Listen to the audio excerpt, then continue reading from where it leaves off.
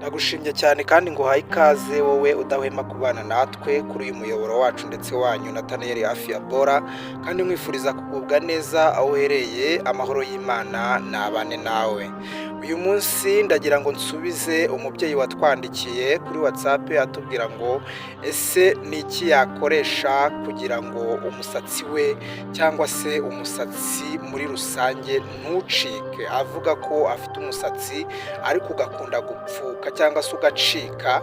Umusatsi muri make yaravuze ati mutubwire icyo twakoresha kugira ngo tubungabunge umusatsi wacu wo kuba wakwangirika ngo upfuke cyangwa se usange ntabwo ukura neza. Ibyo nibyo ngira ngo rero tuze kuvugaho, kandi wowe turi bubane muri iyi video yacu yose uraza kuba usobanukirwa ibyo wakoresha kugira ngo umusatsi wawe ubungabunge, uwiteho, ukure neza, ubyibushye, utoshye kandi ukure neza kandi vuba. Abantu rero bafite n'ikibazo cy'uruhara, bagira ikibazo cyo gupfuka ku musatsi, kugira ngo nabo baraza kuba basobanukirwa muri iyi video icyo bakoresha kugira ngo bo gupfuka umusatsi. Reba aho handitse subscribe uhakande, hanyuma urebe naho hari akaganza ka like ugakoreho.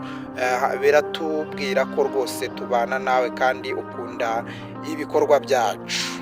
Hayi ikaze rero.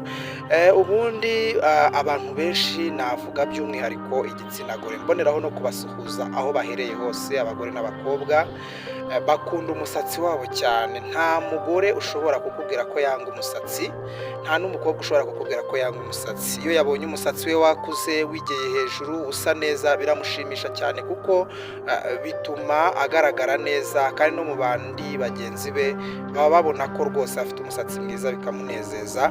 Kandi koko ni byiza, kuko na Bibiliya ivuga ko ubwiza bw'umugore ari umusatsi. Rero ndagira ngo abe ari byo tuvugaho.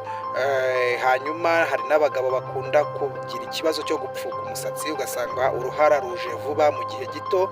Abo nabo baraza kugenda basobanukirwa. Ndagira ngo rero tuvuge ku buryo bugera muri butandatu ushobora gukoresha kandi ukabungabunga umusatsi wawe. Waba ufite umusatsi mugufiya utajya ukunda gukura ngo ube muremure, icyo kibazo kiraza kuba cyakemuka ku gihe wumvise iyi video kandi ukabyubahiriza. Waba ufite umusatsi unanutse, udafite umusatsi mbese utoshye, ugapfuka, icyo kibazo nawe kiraza kuba gikemuka. Ibyo byose turaza kuba tugenda tubivugaho. Nk'uko rero nari mbivuze haruguru, ubwo buryo twavuga, uburyo bwiza bwa mbere ni ugukoresha amazi arimo icyo bita romare. Romare ni icyatsi, abenshi bagikoresha mu buryo bw'ikirungo cy'icyayi. Abantu benshi ako katsi barakazi, ngira ngo muri n'umuntu akabona.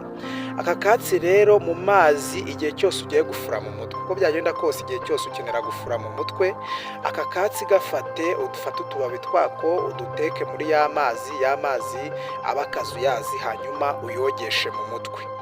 Yogeshe mu mutwe biragufasha cyane gutuma umusatsi ukomera mu mizi yawo, ntubashe kuba wapfuka vuba vuba. Numara koga amazi arimo romare cyangwa se mu rurimi rw'icyongereza rosemary, urahita usigamo amavuta.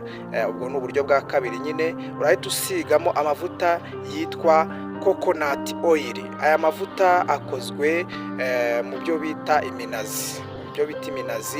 Rero ari amavuta akize cyane ku ntungamubiri cyangwa se proteine zikuza umusatsi ku kigero cyo hejuru. Rwose mukoresha ubu buryo. Coconut oil iraboneka haba mu mafarumasi, haba mu alimentation akomeye. Aya mavuta uyabonamo kandi ntabwo ahenda cyane, ku buryo utayakoresha wita ku musatsi wawe. Ikindi buriya niba icya gatatu twavugamo igikakarubamba. Koresha igikakarubamba. Kunda gukoresha igikakarubamba. Niba utabona igikakarubamba kiri naturere, wakoresha ya mavuta y'igikakarubamba. Amavuta akoze mu gikakarubamba wayakoresha kugira utabonye igikakarubamba.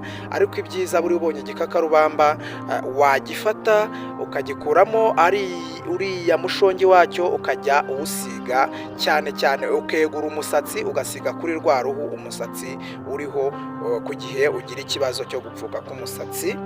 Ikindi wakoresha navuga nk'uburyo bwa kane ni ukogamo amazi y'umuceri. Sinzi niba icyo kintu rwose abantu mwari mukizi. Amazi y'umuceri buriya umuceri wari umaze kubira, ari amazi ukayareka agasa nk'aho ahoze, warangiza ukayogesha mu mutwe. Biriya birinda umusatsi gupfuka kandi ukanabyibuha. Ikindi ku bantu mukunda gukoresha amavuta ya avocado cyangwa se avocado oil, ari amavuta arafasha cyane. Ari amavuta kugihe utabonye ari amavuta ashobora no gukoresha avoka mu buryo busanzwe. Avoka iyi ngiyi isanzwe ushobora kuyifata ukayihiye nyine ukayivanga n'igi ribisi, warangiza ukavangavanga neza, ubundi ukaza gusiga mu mutwe wawe, hanyuma ukagenda uko ugiye kogamo ushobora no kugenda ukoresha ya mazi arimo rosemary, ubwo ni ya romare, hanyuma ushobora no kuvangamo n'indimu muri ya mazi arimo romare, hanyuma ukogamo bimwe wari wasizemo bya avocado ndetse n'igi, hanyuma ukamenyera gukoresha rwose amavuta yabigenewe mu buryo bwo gukuza umusatsi.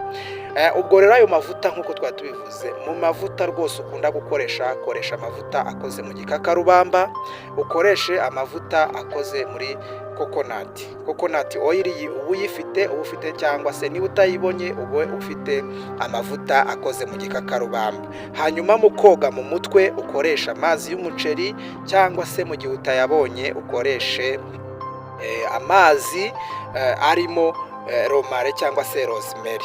Ibyo bintu bikore mu gihe ubundi ni ubu buryo tubikombatanyije, ni ubu buryo ugomba kubikoramo.